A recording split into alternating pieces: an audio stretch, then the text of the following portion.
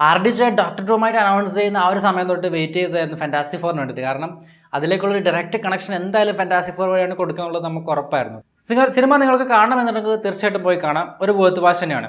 കാരണം ഒരു മാർവൽ ഫാനാണെന്നുണ്ടെങ്കിൽ നിങ്ങൾക്കൊരു ഫ്രഷസ് ആയിട്ട് ഒരു ഫീൽ നിങ്ങൾക്ക് അവസാനം ഇറങ്ങിയിട്ടുള്ള ചവറുകളൊക്കെ ആയിട്ട് കമ്പയർ ചെയ്യുന്ന സമയത്ത് ഒരു ഫേസ് 6 എന്ന് പറയുന്ന ഒരു ന്യൂ ഫേസിൻ്റെ തുടക്കമാണ്. പെർഫോമൻസിൻ്റെ കേസിലായാലും ബാക്കിയുള്ള ആക്ടിങ്ങും CG ഒക്കെ കിടിലം CG ആണ്. കമ്പയർ ടു ലാസ്റ്റ് ഫിലിംസ് ഒക്കെ പറയുന്ന സമയത്ത് നല്ല രീതിയിലുള്ള CG വർക്കും ഫിലിംസും അതുപോലെ തന്നെ ക്യാരക്ടർ ഡെപ്തൊക്കെ കൊടുത്തിട്ടുണ്ട്. ഒരുപാട് സർപ്രൈസസുകളുണ്ട്. പോസ്റ്റ് ക്രെഡിറ്റ് സീനിൽ നിങ്ങൾക്ക് ഡോക്ടർ റൂമിനെ കാണാൻ വേണ്ടി പറ്റും. അതൊരു സർപ്രൈസ് നല്ല നിങ്ങൾ പ്രതീക്ഷിച്ച് പോകുന്നതന്നെയാണ്.